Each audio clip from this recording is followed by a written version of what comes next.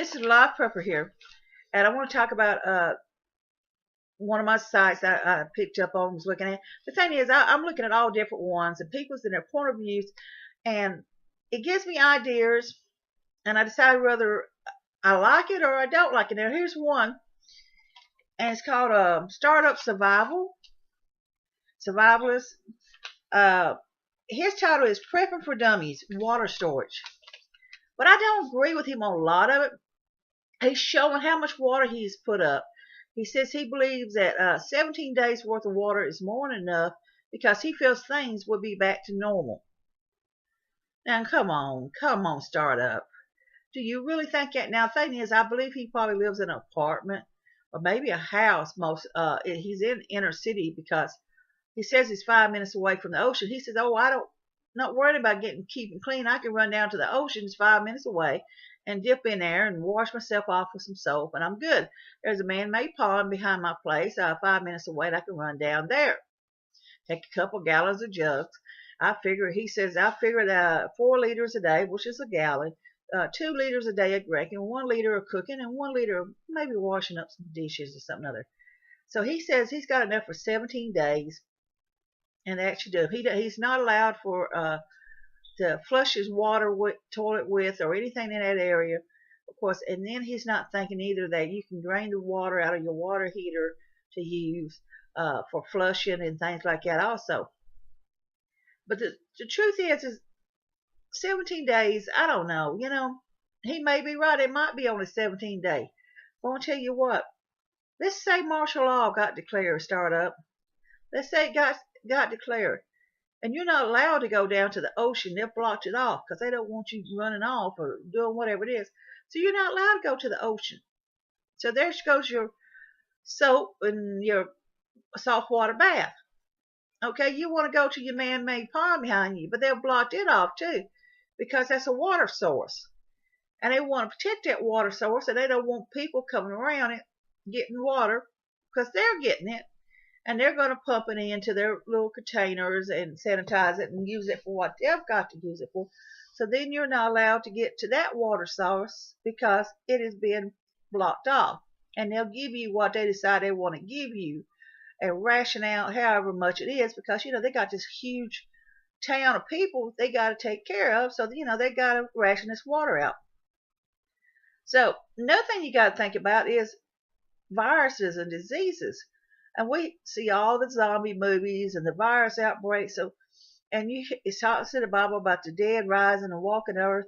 So you've got this virus outbreak. You got people walking all around the streets with these blisters and boils, and they're sick and they're infected. And often cases when people get extremely sick like that, they get delirious. They're not themselves anymore. And often they can become very dangerous and something like that. So here you are, you're going to try to go down to that ocean and you're going to try to take a bath. And then here they come. The zombies, the infected ones from the virus who's delirious, and what they want to do is hurt you or they want to eat you. So you know what? That's not going to be that easy to get down to that ocean. Another thing is, same way with the man-made pond. What if, let's just say, it got contaminated for whatever reason? Well, then that water source is gone too. You need to think about fixing up a rainwater system somehow, some way.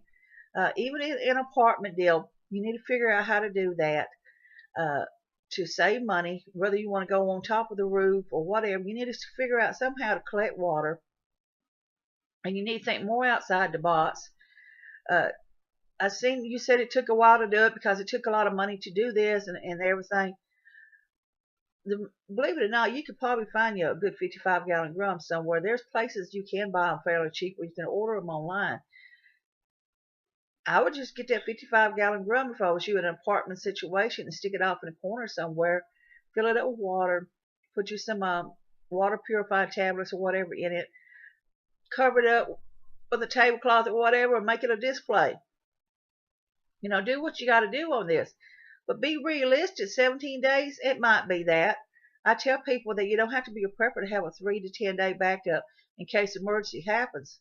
But if the emergency goes past that 3 to 10 days, and it goes farther, because in a lot of cases, they've been without lights and without a lot of other stuff, it took them 2 or 3 weeks to get to these people, it may last a lot longer. So you need to think, as I tell people, think outside that box a little bit more and consider the scenario. Consider the possibility of getting you a 55-gallon drum and put it off in a corner somewhere, putting a tablecloth over it, making a disc, put some stuff on it. Forget about it. You got 55 gallons of water there. Put some purified and you rotate it out from time to time. But don't assume that it's going to be 17 days that it gets back to normal. It may and it may not. I just don't agree with the startup. I mean, you got a good approach to it, and I understand where you're coming from, because water is very important, and without water, we would die within 3 days. But you need to also think about other things too. That you also need to sit down and decide what's going to happen if I can't make it to that ocean. What's going to happen if I can't make it to that man-made pond? Am I going to have enough water to manage? How have I decided to set myself up a water source to collect rainwater for whatever reason? If you live on the second floor, you can sit there and figure out something. And you can sit there and take you raise your window up. You can fish you a post out there, a little homemade post like thing. Hang you a bucket on it when it's raining good. Catch some rainwater with your bucket. It's better than nothing. The thing is, just think about different ways. You don't have to spend out a small fortune on water and all that stuff. You can. But I just don't agree with your startup. You need to think more outside that box. You need to think past that 17 days. And you need to not take for granted that you're going to have places to go take a bath with. And you also need to think about what you're going to do about flushing water and how to survive on that, because you're going to need to be able to flush your water. You're not going to be able to put your toilet paper down the toilet, because the fact is it will stop it up. So you need to think about all that too, how you're going to do all this. And if things, goes bad, there's not going to be no garbage bin to get your trash. There's not going to be no water running because all the water's cut off. So get you one of those big portable bathtub water fillers. I've seen that. I would love to have one of them. Of course, my budget don't allow for it, but if your budget does allow for it, buy one of them and have it on hand. So then if there's emergency alerts called in, you run in there, you fill your bathtub up full of that water right there, and you've got extra water. So, approach your avenues a little bit more and think about different alternatives and different things, from stackable containers or whatever, because water is important. Extend your 17 days to a little bit more, like a month or two at least. Extend it a little bit farther, and then think about other ways of collecting water in the event that you cannot get to the ocean or you cannot get to that man-made pond. You got a good approach to it. And I agree with you. We need water, but you need to think a little bit more. I don't agree with on that. It's more than 17 days could happen. It could happen a lot longer than that. And if things do go bad, declare martial law, and they ration out the food and the water. They ration out virus outbreaks. It could be anything. It could be Mother Nature causing problems. It could contaminate the waters. Whatever happens, you need to kind of think a little bit better. I just don't agree on 17 days, and I don't agree that people can just run down to the lakes and the ponds and take one bath, because that's just not going to happen in a lot of cases. It's just something you need to really think about. I tell you what you ought to do. And people, if any of y'all watch The Colony on Discovery Channel or whatever, watching a couple of those episodes will make you think they put them in a real life situation where they have to manage and everything. And one of them, like I said, it was highly intelligent people, but the funny thing about it is none of them even thought about creating a rain filter system or anything.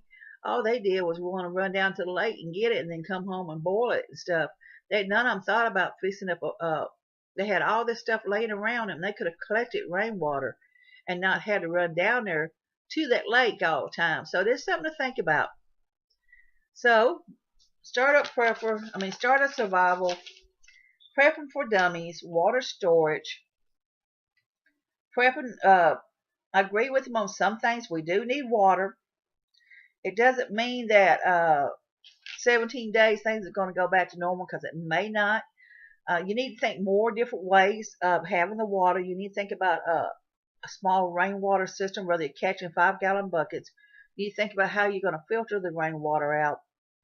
I have some gravel and rock and sand and charcoal that I have bought, that I have in case it gets to the point that I have to filter out my water for whatever reason.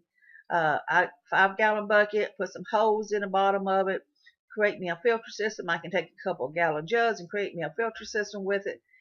There's things you can do to prepare yourself. Coffee filters using cotton swabs, whatever you got to do to survive. Think a little bit more than just that 17-day supply, and don't just assume that you can go down to the ocean or go down to the lake behind your house and get water in an urban environment, because you may not be able to. And if martial law gets declared or whatever happens, or natural disasters, you got to realize if that natural disaster happens, like it did in Hurricane Katrina and Hurricane Sandy and some of these other areas and all that, the water was polluted.